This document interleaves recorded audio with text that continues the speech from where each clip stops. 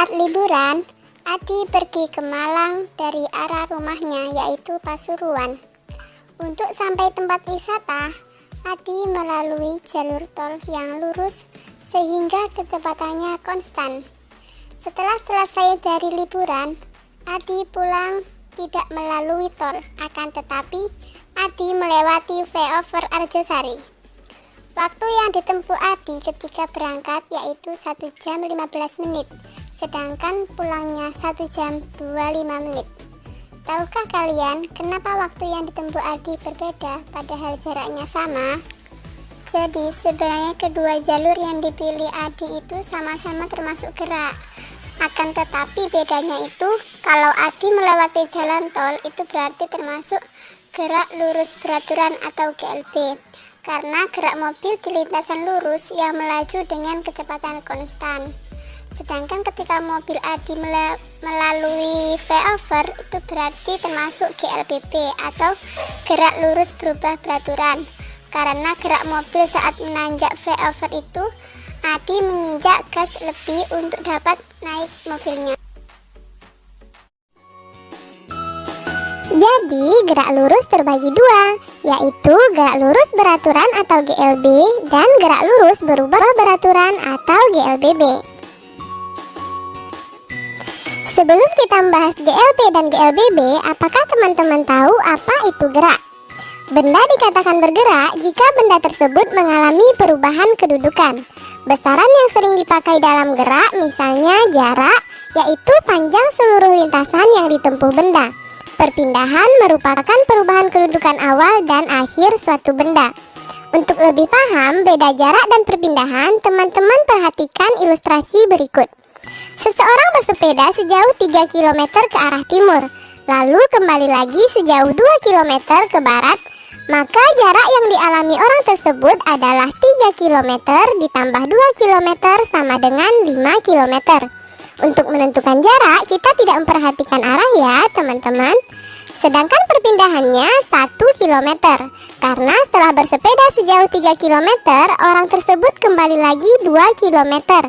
Sehingga perbedaan kedudukan awal dan akhir orang tersebut adalah 1 km. Jadi, untuk menentukan besarnya perpindahan, kita harus perhatikan besar dan arahnya. Selain jarak dan perpindahan, besaran yang sering digunakan dalam gerak lurus yaitu kelajuan, kecepatan, dan percepatan. Sekarang kita bahas GLB. Sesuai namanya, GLB atau gerak lurus beraturan adalah gerak benda yang lintasannya lurus dengan kecepatan tetap. Artinya, kecepatan benda dari awal hingga akhir pengamatan selalu tetap atau percepatannya 0. Besarnya kecepatan dituliskan dalam persamaan V sama dengan S per T, dengan V adalah kecepatan dalam meter per sekon, S adalah perpindahan satuannya meter, dan T waktu dalam sekon. Pada GLB ada dua jenis grafik. Grafik antara kecepatan terhadap waktu dapat ditunjukkan oleh grafik berikut, dan grafik jarak terhadap waktu digambarkan dengan grafik berikut ini. Fenomena gerak lurus beraturan yang dapat kita jumpai dalam kehidupan sehari-hari, misalnya kereta api yang melintas di jalur rel yang lurus dan mobil yang melaju di jalan tol dengan kecepatan konstan. Oke, selanjutnya kita akan membahas gerak lurus berubah beraturan atau GLBB. GLBB adalah gerak benda pada lintasan lurus dengan percepatan konstan. Artinya, gerak ini mengalami perubahan kecepatan secara teratur sehingga menimbulkan percepatan yang tetap. Berikut ini persamaan gerak lurus berubah beraturan. Persamaan yang pertama, VT sama dengan V0 tambah A kali T. Persamaan yang kedua, S sama dengan V0 kali T tambah setengah A kali T kuadrat. Dan yang terakhir, VT kuadrat sama dengan V0 kuadrat tambah 2 kali A kali S.